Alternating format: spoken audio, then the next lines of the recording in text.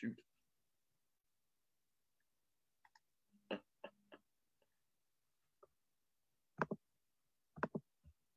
Well, good morning, friends. I did it again. I hit the button a little too quick, so we're starting a minute and a half early. Sorry about that. I'll talk for a minute or two, just to give you folks a chance to sign in, to log on this morning. You're already doing that too, which is awesome. Good morning, Susan. Good morning, Marcia. And as you log in, feel free to say something in the comments. Say hello, say good morning to me, to others, so that we know exactly who it is that's there. Otherwise, it's just a number. By the way, I'm here. I'm Brian. I'm the pastor here at Christ UMC. Oh no. Oh no, what? I am the pastor here at Christ UMC in Waynesboro. Glad to be the pastor, glad to be your pastor. And we are journeying through the book of Exodus, slowly but surely, one chapter at a time, one chapter per day, give or take. And we're back to our schedule of 9 o'clock. Yay! You didn't have to get up extra early this morning. Another sun-filled day. Yes, it is. But for right now, don't let the sun fool you. It's still a little chilly out there this morning. I needed gloves and a hat. Some others might not, I'm sure. But it's supposed to warm up later, which is nice. Again, the sun was so strong this morning. Good thing I had my sunglasses on, and still had to pull down the visor. Anyway, and later on today, it is supposed to get up in the 50s, which will be nice. I will be driving around. If you can think about me, 11 o'clock or so, I have an appointment with a specialist. Nothing, no big deal. Don't think so, but they're probably going to want me to have some testing done that I don't really want to have done, if for no other reason than financial impact by said testing. But keep me in mind, or keep me in your prayers today for that appointment goes well. That's all. And I'm also going to just keep we have some friends, some folks who are going through some medical issues. I know I don't normally do this on this, but why not, right? We're gathered together. We should be in prayer for each other and stuff like that. We have somebody that's going to be having surgery tomorrow, a procedure done.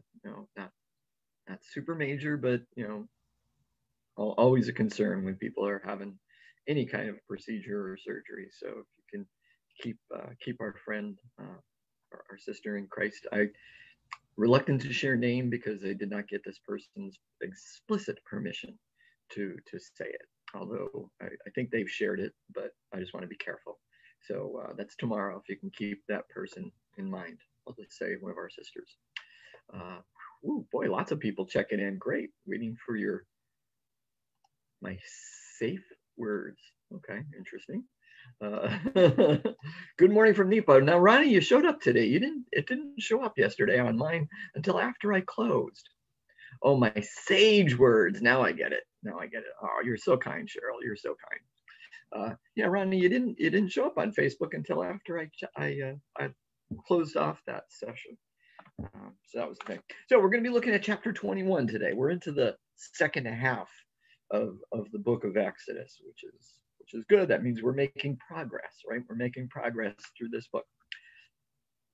And a couple things before I get into the chapter. A couple things I want to talk about or highlight or make sure we keep in mind as we go through it. And it goes along with some of the things I've said before. So chapter 20 is the 10 Commandments, and it is, it's the only one that says God literally wrote carved in the stone. That's what we believe. Anyway, now this section here, 21, and the next couple chapters say, sound like they're still coming from God. We shouldn't think of these pieces as directly given by God, as these instructions or rules given specifically by God. Okay, don't quite read that one so literally, because most Bible scholars don't think that's the case. They see it as a collection of judicial decisions, a collection of laws and regulations that came together over time, and from perhaps over time anyway, and perhaps from different sources. Many of them are very similar to judicial rulings, laws, and edicts from other countries and other kingdoms that were in existence at the time. So it seems like this new community of Israel, as they went along, they gathered some of these rules, they gathered some of them, and they were collected and put into this section. That seems to make the most sense. That seems to make the most sense. Excuse me. Especially when we get into some of these rules, they don't really sound like things that God would have said, at least not exactly that way. And so just keep that in mind. They're the best understanding that people had of what God would require and ask as they dealt with each other. We could see some of them as expansions of some of the commandments. Excuse me, adding rules, adding laws to try to clarify the 10 Commandments, perhaps to try to limit what they had to do with regards to the 10 Commandments. That becomes troublesome, excuse me, throughout the centuries and millennia until we see that very clearly in many of the gospel stories when Jesus is dealing with the scribes and the Pharisees and all of the numerous laws that have been added over time and man's rulings. So we can see this as some of that. We should also see in these, remember context. They are very contextual.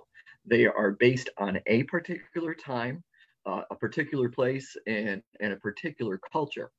Now, some of them do have universal timeless applications or can be used as basis for universal timeless applications, but some of them really don't apply to us at all anymore because of the culture.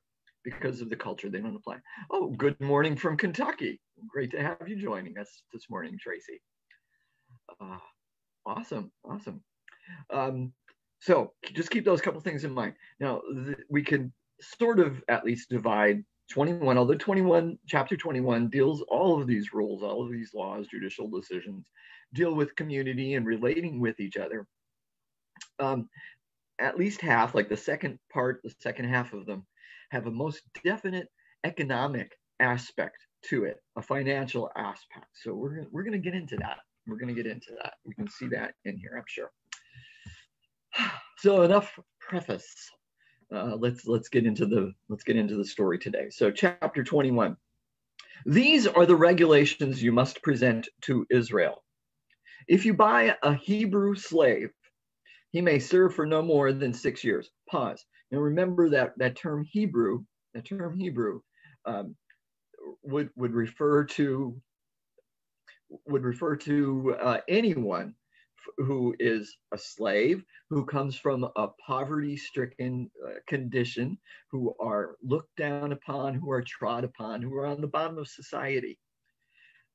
So if you buy someone, if you want to buy a slave, a Hebrew slave, somebody who is in poverty, so the context here is somebody who owes you money and cannot pay their debt to you or to somebody else, and you're going to pay off their debt and buy them in that process.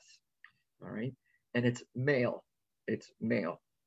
He may serve for no more than 6 years. Set him free in the 7th year, and he will owe you nothing for his freedom. If he was single when he became your slave, he shall leave single. But if he was married before he became a slave, then his wife must be freed with him. Pause. Excuse me. So it's a slightly different concept of slavery than we might think. It is time limited. We might be tempted to equate it with what was referred to as indentured servitude. And there are some parallels. Indentured servitude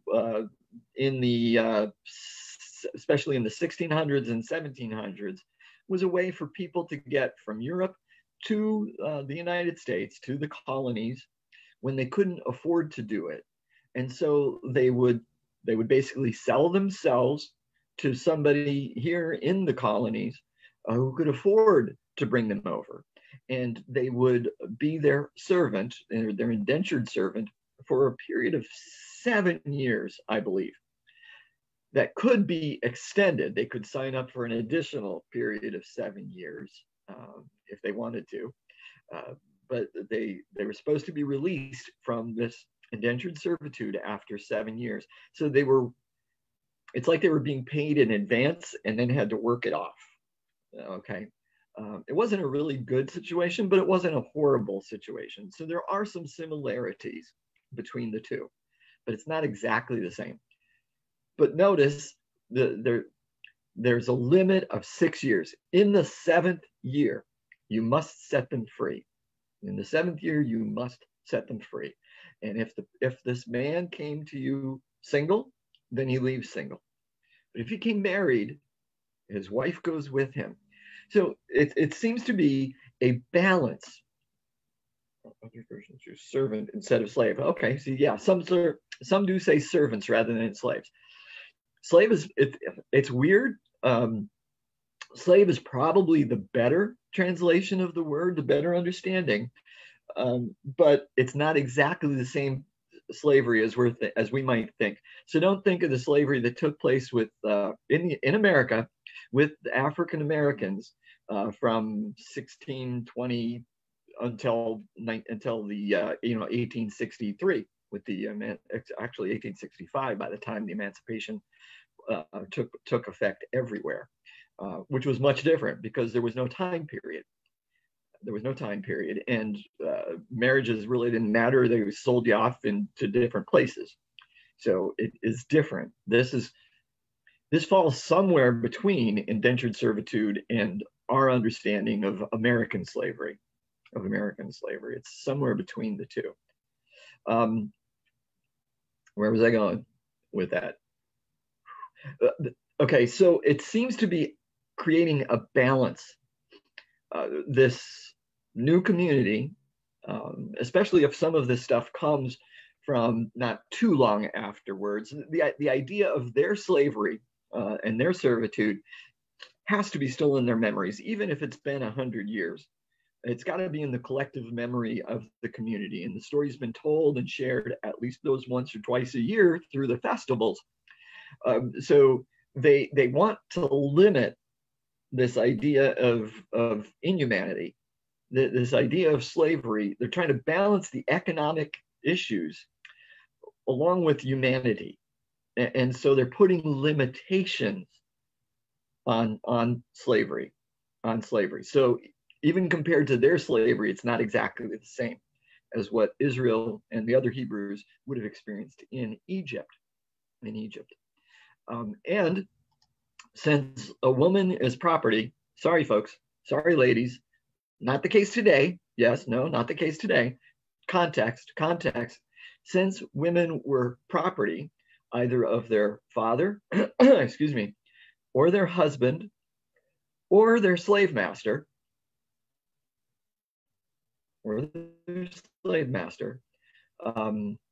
they're keeping property. So after 6-year term is up and the 7th year comes along and you're to be released, the male slave is to be released.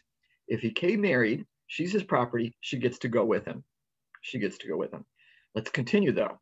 Verse 4, if his master gave him a wife while he was a slave and they had sons or daughters, then only the man will be free in the 7th year, but his wife and children will still belong to his master. Pause. So there's the difference. See, the woman, sorry ladies, is property, and in this case, the property of the slave master. He probably bought her from her father. Perhaps the father owed a substantial amount of money, couldn't pay it off, didn't want to go into slavery himself, so he sold his daughter instead. So now she becomes the property of the slave master. But if the slave master gave the woman to the male slave to be a wife, it's only up until that that seventh year, okay, when he is released. Continuing, but the slave may declare, I love my master, my wife, and my children. I don't want to go free. If he does this, his master must present him before God. Then his master must take him to the door or doorpost and publicly pierce his ear with an awl. After that, the slave will serve his master for life. Okay, after that, the slave will serve his master for life. So I'm just thinking here, I have a pierced ear, and actually today, I wasn't really thinking about it, but I have a cross in it. So I guess I'm a slave to Christ. There we go. Maybe I should just wear a cross all the time. Continuing on, here's where we get that idea about the man selling his daughter, okay? Because that's probably where the slave master got a woman from. When a man sells his daughter as a slave, she shall not be freed at the end of 6 years. Big difference, big difference. She shall not be freed at the end of 6 years as the men are. If she does not satisfy her owner, he must allow her to be bought back again. But he is not allowed to sell her to foreigners, since he is the one who broke the contract with her. But if the slave's owner arranges for her to marry his son, he may no longer treat her as a slave, but as a daughter. Pause. Wow. Big discrepancy, right? Big differences between how they treated a male slave and a female slave. After 6 years, she's not free. She remains the property of the slave master. However, because he's made a contract with her father. However, if she doesn't please him, he can sell her back to the father. She can be redeemed. That's what redeemed means, bought back. She could be redeemed by her father. Not that he was technically obligated to do so, but the man had to either do that or give her to his son as a bride, and then she was to be considered a daughter rather than a slave.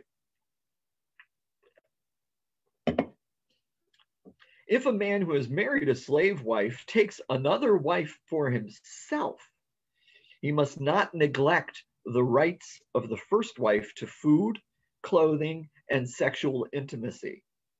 If he fails in any of these three obligations, she may leave him as a free woman without making any payment. Pause. Now that's interesting. That's interesting, isn't it? They do have, and I'm sure you know that the culture permitted multiple wives. But just because you had a secondary wife, which was often the term, I forget the Hebrew word, but it's usually translated secondary wife, they were not to be treated secondarily. They were not to be treated as second-class wives. They were to be treated in the same way. So they're being very specific here. If it's a slave wife, you cannot treat her differently than you treat your first wife. You cannot take stuff away from her. You still have to keep her protected, still have to keep her clothed, still have to feed her, still have to provide sexual intimacy. If you don't do any of these things, she can leave. She can leave.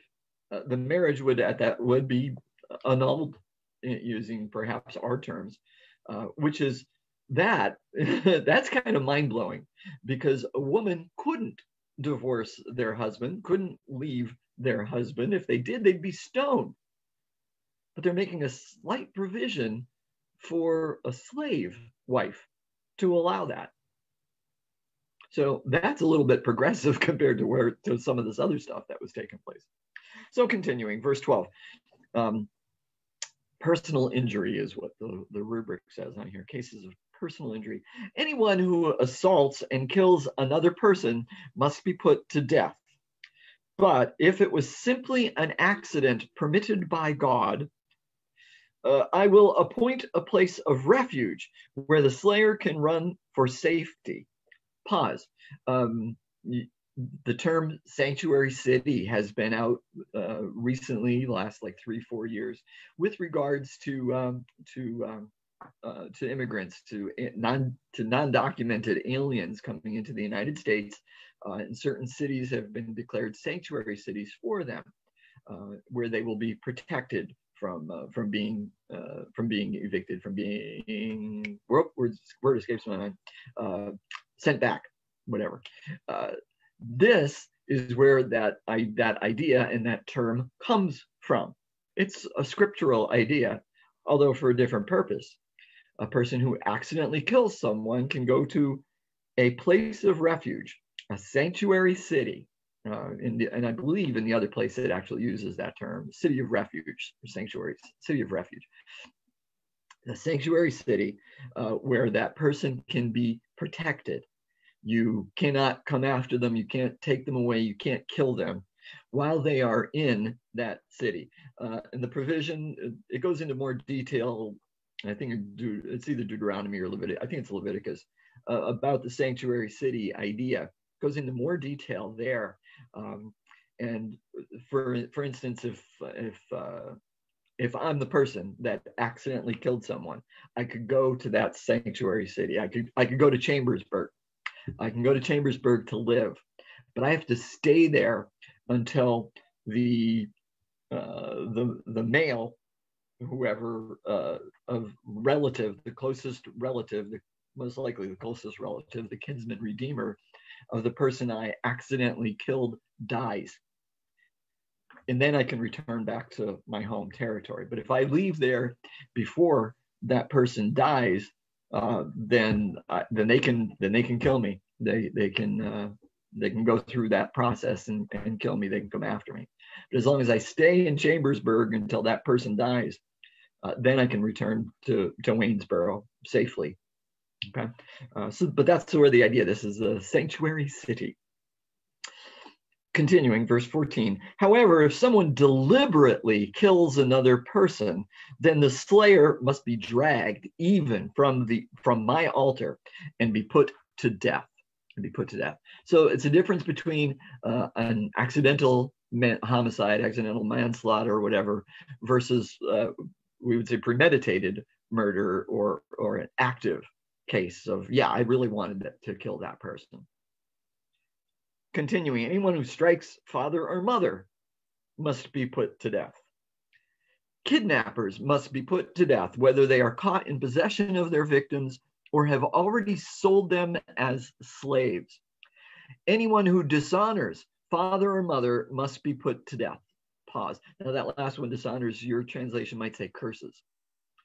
So it's a similar thing, must be put to death. Now, there's really no evidence that actually took place. And it seems that because all three of those crimes, right? If you strike a parent, if you kidnap someone, or if you curse or dishonor a parent, those three crimes, the punishment for all three of them is death. There's really no evidence that they actually followed up on that merely cursing a parent or striking them would result in your death. But it's probably used there almost as hyperbole to make the point of how serious we need to consider these types of actions and behaviors. Okay, I want you to think so strongly and so carefully. You need to be so considerate about this, and as far as striking your parent or cursing them or dishonoring them or trying to kidnap someone, really think about the consequences. Really think about the consequences. So it might be a sense of deterrent to committing the crime by making the punishments so substantial. So continuing, verse 18. Now suppose two men quarrel, and one hits the other with a stone or a fist, and the injured person does not die, but is confined to bed. If he is later able to walk outside again, even with a crutch, the assailant will not be punished, but must compensate his victim for lost wages and provide for his full recovery. Pause. That's rather, and that seems rather just and fair, doesn't it? They're just because, if you hit a person, strike them with a stone, but they don't die. And it does start off with the fact that they're having a quarrel. So it's almost like both parties are doing something that they probably shouldn't be doing, and as a result, they may not be punished, but you're going to have to pay for their recovery. Yeah, that's actually fairly fair and just. Continuing. If a man beats his male or female slave with a club and the slave dies as a result, the owner must be punished. Ooh. But if the slave recovers within a day or two, then the owner shall not be punished, since the slave is his property. Pause. So what's the difference? Because the slave is the owner's property. What's the difference? Well, if they die, then they cannot be released after the 6 years. And so it's taken away their personhood. But if they're just injured, well, that goes with being a slave and a slave owner. So again, it's seeking this balance between economy and humanity. And sometimes it errs on the side of economy rather than on the side of humanity. Now, suppose two men are fighting, and in the process, they accidentally strike a pregnant woman, so she gives birth prematurely. Other translations might say aborts, in some form that the baby dies. So it could be translated either way, as far as a premature birth or a stillbirth or some form of abortion. If no further injury results, the man who struck the woman must pay the amount of compensation the woman's husband demands and the judges approved. Pause. Excuse me. Because, and it goes to the husband. Why? Because the woman is the husband's property, and because the child would be the husband's property. So they're reimbursing the husband, the man, for lost wages, for lost income from that child. Because if the child was a woman, she wouldn't really be worth anything until she was a teenager. But then he could, he would sort of sell her in marriage, because that's what marriage was in this time, folks. Marriage was a property transaction, a selling of a bag of potatoes. So he would be missing out then on that money. If it was a male, then he was missing out on the labor of that male child. So the husband is the one that gets paid. But if there is further injury, the punishment must match the injury: a life for a life, an eye for an eye, a tooth for a tooth, a hand for a hand, a foot for a foot, a burn for a burn, a wound for a wound, a bruise for a bruise. Pause. You've probably heard that passage, or at least that first part of it, a life for a life, eye for an eye, tooth for a tooth, as justification for capital punishment. It really isn't. What's taking place here is limiting. It's limiting the punishment. Okay, it's limiting the punishment. When you think back to Genesis, and if you haven't read Genesis, we might be doing Genesis in the future. I don't know. Let me know if you guys want to do Genesis sometime. Although it's a longer book, and we may not read full chapters. I might skip some of the pieces in order to get through in a reasonable amount of time. But let me know about that. But when you read in Genesis, and Cain and Abel, and God sends them away after he kills his brother. God says, you're going to be protected, right? Cain is worried. He said, they're gonna kill me. They're gonna kill me. And God says, I'm going to protect you. And anybody that harms you is going to receive punishment back sevenfold. That sounds pretty bad. Only a couple chapters later, it's Lemuel, is talking to his daughters. He's got this great ego, and he's talking, Cain is going to be punished, or going to be protected, and anybody that strikes him is going to be punished 7 times more. He said, well, anybody that tries to touch me, I will punish people 70 times more than me. Okay, it describes the progression. Yes, to Genesis. Okay, it describes the progression of man's inhumanity to man, really, and becoming so self-centered that we think so much of ourselves that this idea of punishment and it just grows so much. So this passage here is actually trying to put some restraints on it. Yes, it says life for life. And it says eye for an eye, tooth for a tooth. There's really no proof that actually was followed. Of course, there'd be people, we'd all be walking around half blind, or half eyeless, if that really took place. So it's the idea of trying to make the punishment fit the crime is the terms we might use. You don't sentence somebody to death for swiping a loaf of bread, that kind of thing. All right. Yeah. So it's limiting. It's limiting. Continuing, verse 26. If a man hits his male or female slave in the eye, and the eye is blinded, he must let the slave go free to compensate for the eye. Interesting. And if a man knocks out the tooth of his male or female slave, he must let the slave go free to compensate for the tooth. Wow. So again, it's that balancing of economy and humanity. Economy and humanity. It's okay to beat your slave, but don't knock out their eye or their tooth. Then you have to let them go. And now we're getting into some, again, it's property, it's economy, it's financial stuff, but it's dealing with animals. If an ox gores a man, and animal, it is animals and property and economy and finances. But it's in here, it's animals affecting humans and back and forth. If an ox gores a man or woman to death, the ox must be stoned, and its flesh may not be eaten. In such a case, however, the owner will not be held liable. So if my ox gores you, I'm not responsible for it. You're going to kill my ox, so I lose my ox, I lose some property, I lose some income, some finances, but there's no additional penalty. But suppose the ox had a reputation for goring, and the owner had been informed but failed to keep it under control. If the ox then kills someone, it must be stoned, and the owner must be put to death. Okay, pause. So if this is a one-time occurrence, then I'm not responsible.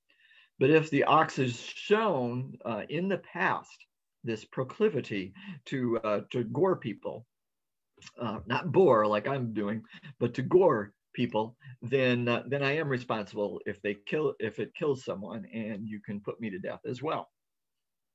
However, the dead person's relatives may accept payment to compensate for the loss of life.